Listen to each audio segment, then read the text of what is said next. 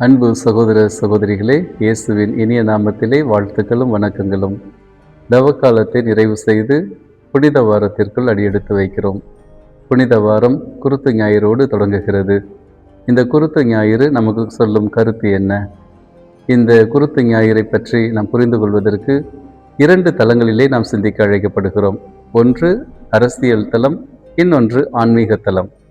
அரசியல் தலத்திலே பார்க்கிற பொழுது, இயேசுவின் காலத்திலே ரோமை பேரரசர் அந்த பாலஸ்தீன நாட்டை, இஸ்ராயல் மக்களை ஆட்சி செய்து கொண்டிருந்தார். அவர் தன்னுடைய பதிலாளியாக ஒரு ஆளுநரை அங்கு நியமித்து வைத்திருந்தார். இயேசுவின் காலத்திலே பொஞ்சு பிலாத்து அங்கே ஆளுநராக இருப்பதை பார்க்கிறோம். ஏரோது என்கின்ற சிற்றரசன் அந்த ரோமை பேரரசுக்கு கப்பம் செலுத்தி அந்த மக்களை ஆட்சி செய்து வந்தான். இதையெல்லாம் தாண்டி சமய தலைவர்களாக தலைமை குருக்களும் அந்த மக்களின் மீது அதிகாரம் செலுத்தி வந்தார்கள். இப்படியாக ஒரு அடிமைத்தனத்தில் இருந்த அந்த மக்கள் தங்களுக்கான ஒரு மெஸ்ஸியாவை எதிர்பார்த்து காத்து கொண்டிருந்தார்கள். திருமுழுக்கு யோவான் வந்த பொழுது அவர்தான் மெஸ்ஸியா என்று நினைத்து கொண்டிருந்தவர்களுக்கு அவர் தான் அல்ல, தனக்கு பின் வருகிற இயேசுதான் அந்த மெஸ்ஸியா என்று இயேசுவை சுட்டி காட்டினார். யோவான் நற்செய்தி 6ஆம் அதிகாரத்திலே பார்க்கிறோம். அப்பம் பழுகுதல் நிகழ்ச்சியை தொடர்ந்து அந்த மக்கள் இயேசுவை அரசராக்க விரும்பினார்கள் என்று நாம் வாசிக்க கேட்கிறோம்.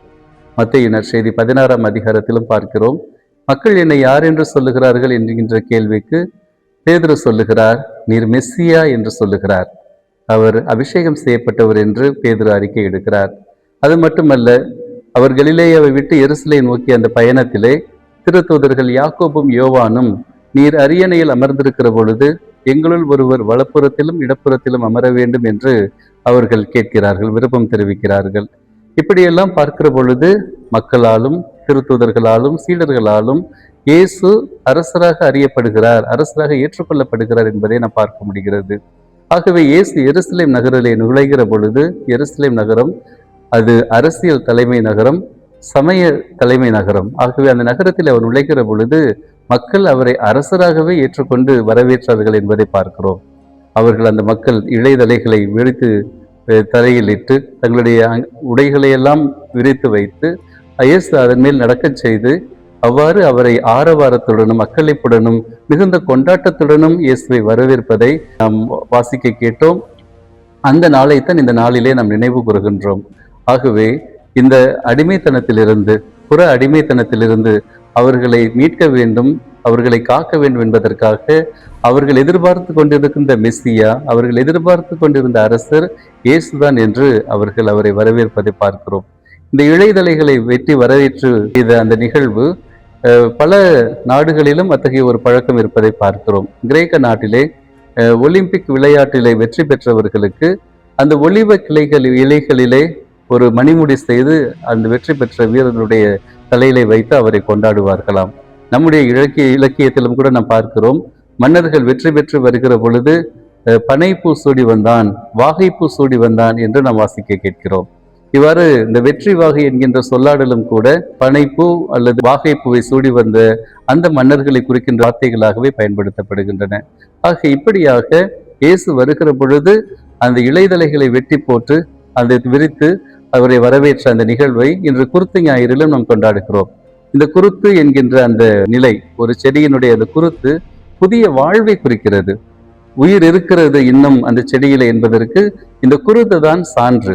ஆகவே இந்த குருத்தோலைகள் புதிய நம்பிக்கையை, புதிய வாழ்வை, புதிய வழியை நமக்கு கொடுக்கிறதாக இருப்பதை நாம் பார்க்கிறோம். இவ்வாறாக அரசியல் தளத்திலே இந்த சிந்தனையை மேற்கொண்ட நாம் அடுத்தபடியாக ஆன்மீக தளத்திலும் நம்முடைய பார்வையை செலுத்த வேண்டியவர்களாக இருக்கிறோம். இந்த புற அடிமைத்தனத்தை எல்லாம் தாண்டி ஒரு அக அடிமைத்தனம் இருக்கிறது. இந்த உலகை கடவுள் படைக்கிறார், அழகாக படைக்கிறார். மனிதன் தன்னுடைய கீழ்ப்படியாமையினால் பாவத்தில் விழுகிறான். பாவத்தின் சாபத்தால் சாவு நுழைக்கிறது. இந்த சாவிலிருந்து இந்த மனுக்குலத்தை மீட்பதற்காக கடவுள் தன்னுடைய ஒரே பேரான மகனை அனுப்புகிறார். அது மட்டுமல்ல, இந்த உலகை மீட்பதற்கான ஒரு ஒப்பற்ற கருவியாக சிலுவையை தேர்ந்தெடுக்கிறார். சிலுவை என்பது ஒரு துன்பத்தினுடைய ஒரு அடையாள சொல், வேதனையினுடைய ஒரு அடையாள சொல். ஆனால் இந்த துன்பத்தை உலக சமயங்கள் எல்லாம், உலக மனிதர்கள் எல்லாம் ஒரு பிரச்சனையாக, வாழ்வியல் பிரச்சனையாக, த ப்ராப்ளம் ஆஃப் சஃபரிங் என்கிற நிலையிலே பார்க்கிற பொழுது இயேசு மட்டும்தான் இந்த துன்பம் என்பது ஒரு பிரச்சனை அல்ல, அது ஒரு மறைபொருள் என்று நமக்கு சொல்லிக் கொடுக்கிறார். இந்த மிஸ்ட்ரி ஆஃப் சஃபரிங் என்று சொல்லுகிறார். ஒவ்வொரு சிலுவைக்குள்ளும், ஒவ்வொரு துன்பத்திற்குள்ளும், ஒவ்வொரு வேதனைக்குள்ளும் வாழ்வுக்கான அந்த கூறுகள் அதற்குள் அடங்கி இருக்கின்றன என்ற அந்த சூட்சமத்தை நம் ஆண்டவர் இயேசு நமக்கு சொல்லிக் கொடுக்கிறார். ஆகவேதான் இதனை புரிந்து கொண்ட புனித அக்வீனாஸ் தோமையார் என்கின்ற புனிதர் அவர் சொல்லுகிறார், ஆண்டவரே, நான் உம்மோடு துன்பப்பட்டு உம்மோடு மரிக்க வேண்டும் என்று சொல்லுகிறார். புனித அவிலா தெரசம்மாள் இன்னும் ஒருவரை முன்னே செல்கிறார், ஆண்டவரே, நான் உம்மோடு துன்பப்பட்டு கொண்டே இருக்க வேண்டும், மரிக்க கூடாது என்று சொல்லுகிறார்.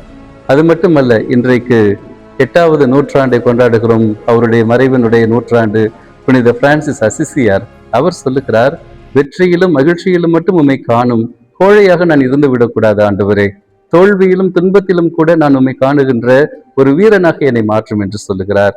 புனித தந்தை பியோ அவர்கள் சொல்லுகிறார், நான் பலிபீடத்திலே நின்று திருப்பலி நிறைவேற்றுகிற பொழுது இயேசுவோடு சிலுவையில் தொங்கிக் கொண்டிருக்கிறேன் என்று சொல்லுகிறார். இந்த அனுபூதிகள் எல்லாம் இந்த துன்பத்தை அவர்களுடைய வாழ்க்கையிலே கொண்டாடி இருக்கிறார்கள், விளைந்திருக்கிறார்கள். இன்னும் பெண்பால் புனிதர்களில் பார்க்கிறோம், புனித ஜெம்மா கல்கானி, புனித பிரிஜித் அம்மாள், புனித ரீத் அம்மாள், புனித சியனா கத்ரீன் அம்மாள், இவர்களெல்லாம் தங்களுடைய வாழ்க்கையை இயேசுவின் பாடுகளோடு ஒருங்கமைத்து கொண்டவர்களாக அந்த துன்பத்தினால் வாழ்வு உண்டு, உயிர்ப்பு உண்டு என்கின்ற ஒரு பேர் உண்மையை புரிந்து கொண்ட மனிதர்களாக இருந்திருக்கிறார்கள். அன்பு சகோதர சகோதரிகளே, இந்த புனித வாரத்திற்குள் இயேசுவோடு அடியெடுத்து வைக்கிற நாம் இந்த துன்பங்களின் வழியாகத்தான் மீட்பு, இந்த சிலுவையின் வழியாகத்தான் வாழ்வு, இந்த வேதனையின் வழியாகத்தான் நமக்கு வல்லமை உண்டு என்பதை நாம் புரிந்து கொள்ள நாம் அழைக்கப்படுகிறோம். ஒரு முறை அன்னை தெரேசா தனக்கு உபகாரியாக இருந்த ஒரு பெண்மணி கேன்சர் நோயினால் பாதிக்கப்பட்டு அதனுடைய அந்த 4th ஸ்டேஜில் மிகவும் உருகுலைந்த நிலையிலே மருத்துவமனையில் அவர் அனுமதிக்கப்பட்டிருந்தார். அவரை காண்பதற்காக அன்னை தெரேசா செல்கிறார். என்ன வார்த்தை சொல்லி அவரை தேற்ற முடியும் என்று அவருக்கு தெரியவில்லை. மிகவும் குழம்பிய நிலையிலே அவர் செல்லுகிறார். இவ்வளவு ஒரு நல்ல பெண்மணிக்கு இப்படிப்பட்ட ஒரு நோயா என்ற மிகவும் ஆதங்கத்துடன் தான் அவர் செல்கிறார். அந்த அன்னையை பார்த்து அன்னை தெரேசா சொல்லுகிறார், அம்மா, சிலுவையில் தொங்கிக் கொண்டிருக்கிற இயேசு உங்களுக்கு முத்தம் கொடுக்கிறார் என்று நினைத்துக் கொள்ளுங்கள் என்று சொல்லுகிறார். அதற்கு அந்த பெண்மணி சொன்னாராம், அந்த அன்னை தெரேசாவினுடைய கரங்களை பற்றி கொண்டு, மதர், இயேசுவை முத்தம் கொடுப்பதை நிறுத்த வேண்டாம் என்று சொல்லுங்கள் என்று சொன்னாராம். அந்த அன்னையினுடைய ஆன்மீகத்தை பார்த்து அன்னை தெரேசாவே அசந்து போனாராம், வியந்து போனாராம். அன்பு சகோதர சகோதரிகளே, நம் வாழ்வில் உள்ள எல்லா துன்பங்களுக்குள்ளும் வாழ்வுக்கான, மீட்புக்கான விருட்சம் அதற்குள் அடங்கி இருக்கிறது. ஆகவே இந்த புனித வாரத்திற்குள் இயேசுவோடு நாம் அடியெடுத்து வைக்கிறோம்.